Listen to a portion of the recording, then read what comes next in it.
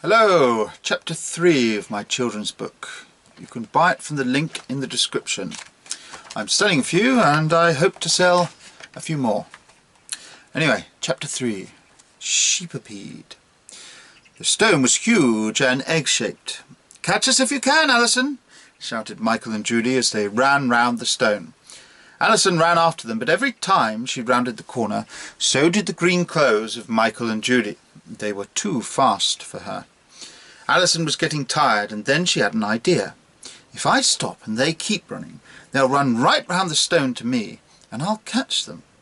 So Alison stopped running and waited for them. She waited and waited and waited, but no one appeared. "Michael! Julie!" Alison called out, but there was no answer. "Come on, guys, this isn't funny anymore." There was still no answer. Alison slowly walked around the giant stone, hoping she might find them. She didn't find them, but she did see something else. Carved in the stone were spirals, spirals that looked like the face of a sheep. Alison ran her hand along the carvings and they began to glow green.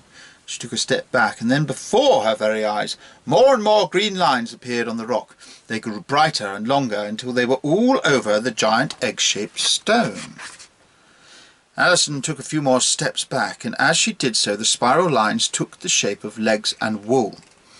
Alison's magic necklace glowed green, and suddenly there was the sound of a bang as the sheep's head came free from the stone.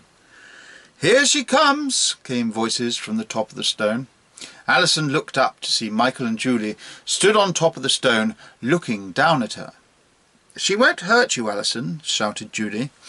But before Alison could reply, the sheep came free from the stone, only it wasn't like any normal sheep Alison had ever seen before.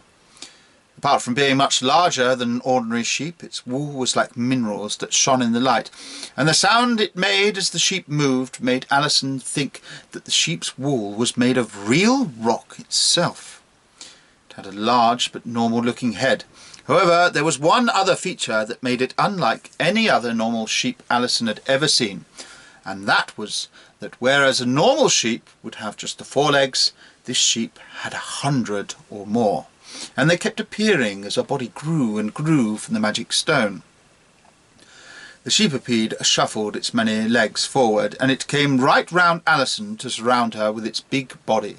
Its fluffy coat looked incredible as the minerals shone in it. Its large head came up to her and let out another "Meh." Alison was so shocked she didn't know what to say or do. "Try feeding her some pebbles from the ground beneath," said Michael as he climbed down from the rock and danced across the sheepapede's long back. "Yes, she loves all types of rocks and minerals," added Judy, who was also now on the sheepapede's back. Alison reached down, pushed the grass aside, and lifted a handful of pebbles from the ground. She offered them to the sheepapede. It looked at her with eyes of the shiniest marble, and then gently began to eat the pebbles from her hand. "What is this creature?" asked Alison as she fed it. Its big stony lips felt funny on her hand. "It's a sheepapede, of course, silly. Over 100 legs, with wool as soft as a pillow, but also as hard as a rock," Michael told her whilst rummaging. He had buried himself in the creature's wool. It looked like he was looking for something. "Yes, we've been meaning to move her for a while. Now that you're here, you can help us herd her, Alison. She has almost grazed all the magic minerals out of this stone, and they need time to regrow," said Julie as she dropped off the sheepapede's back and stood next to Alison. "How can I move her? What can I do to help?" asked Alison.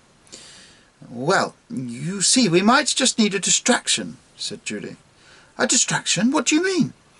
"Well, where we want to graze her next is in the realm of some rather greedy boker, and if we don't protect her, they will get her and take her from us, for they would love to farm her wool for their flags. They've never seen a human girl before. In fact, they think you are a make-believe story that we told them just to scare them, so you will be the perfect distraction. You distract whilst we lead her to the new stone." "Okay, I will help.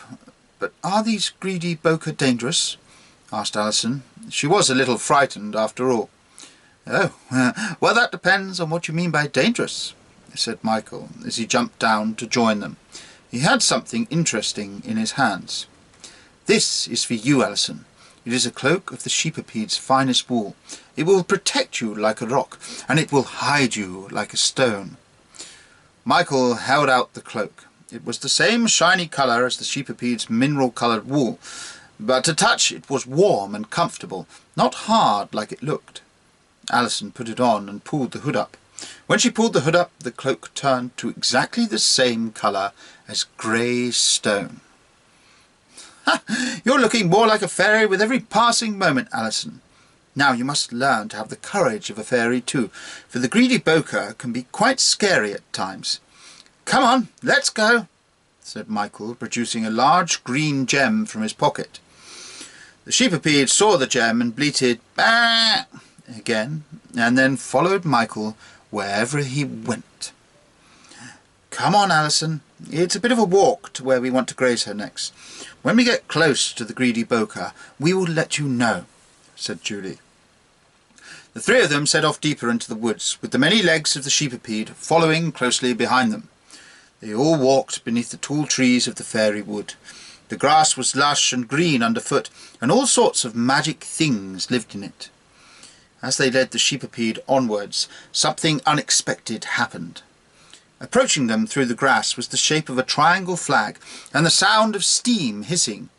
Michael led the sheepipede to one side, and let it lick the gemstone he carried. "Alison, pull the cloak over tight. We don't want him to see you here with us," said Michael. The hissing sound got louder, and soon they saw a large wooden wheel approaching with steam coming from a chimney, and on top of it was a seat in which a fairy sat pulling at its levers.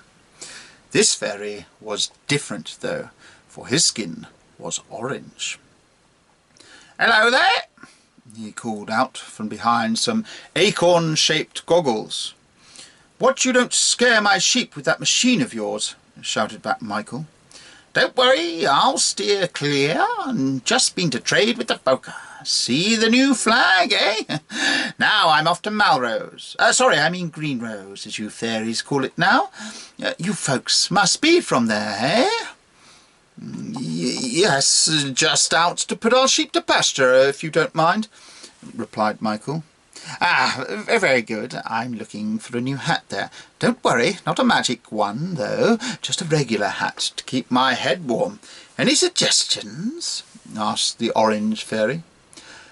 "See David Derrick there. He will sort you out a hat," shouted back Julie.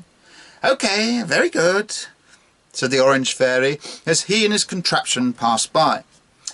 Alison looked up from beneath her hood and just caught the eyes of the orange fairy behind his goggles. He smiled a little, then he was past them. "Farewell, all of you," he called out as his machine trundled away.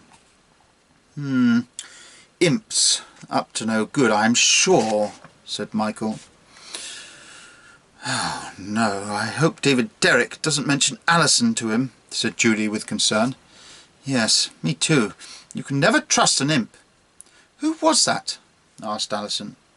"He was an imp, Alison, and you can never trust an imp. You see, us fairies, whilst we like mischief, we have good intentions behind it, whereas an imp," Michael said before Julie continued, "whereas imps don't care whether their mischief does good or bad. They just love mischief for the sake of it, and they like to trade with all sorts of folk. For you see, they're not really evil, Alison, but you can never really trust them either. I'm not sure what mischief they would cause if they found out we had a human here with us. I know they wouldn't like it. They don't like visitors here in this realm. So let's hope David Derrick doesn't say anything about you to him," said Michael.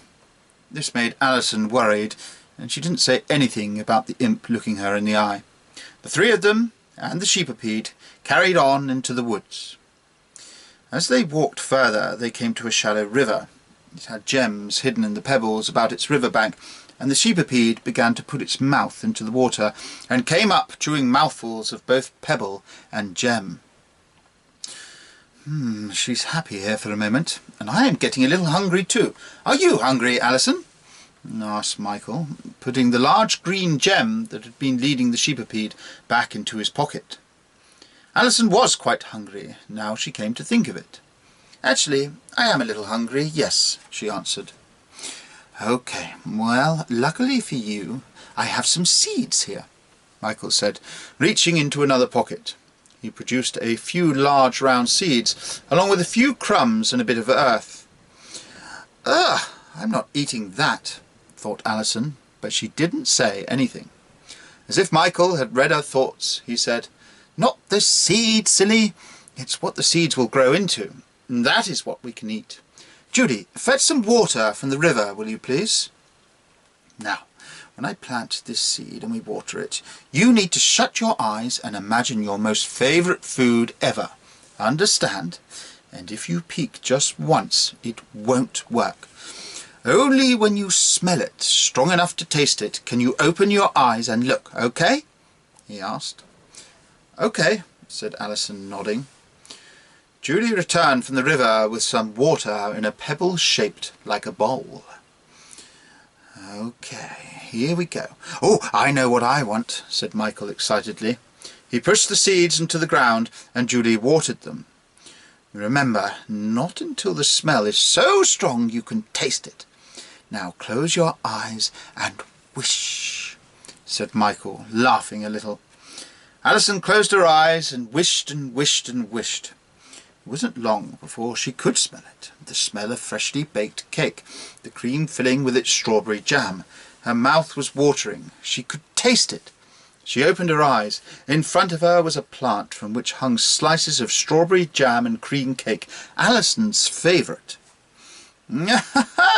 "Tuck in, Alison," said Michael, as he pulled a pasty from his own bush and bit into it. Alison pulled a piece of cake from the plant and bit in. It was the most flavoursome cake she had ever tasted. "Wow, it tastes amazing! Judy, what have you got?" Alison asked. "My favourite," she said as she moved towards the plant.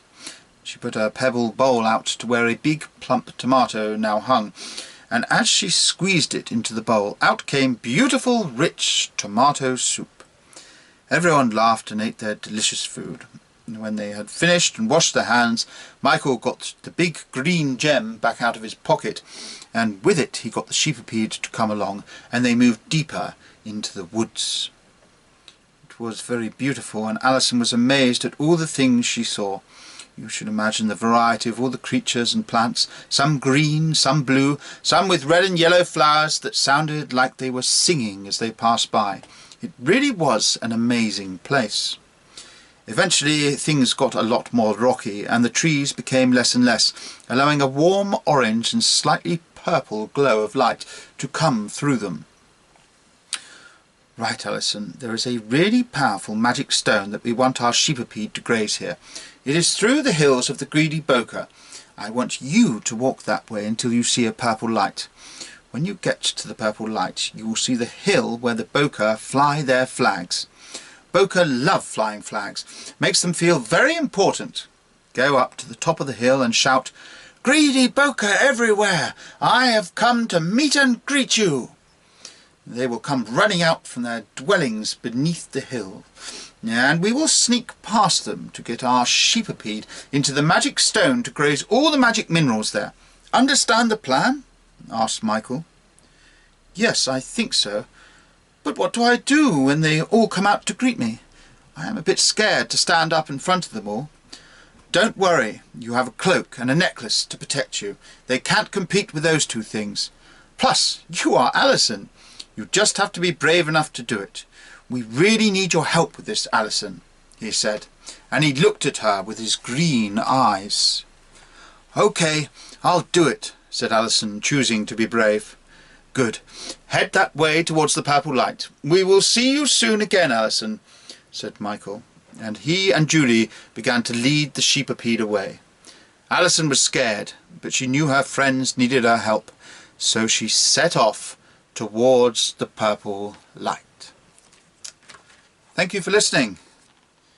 Available in the description. Cheers.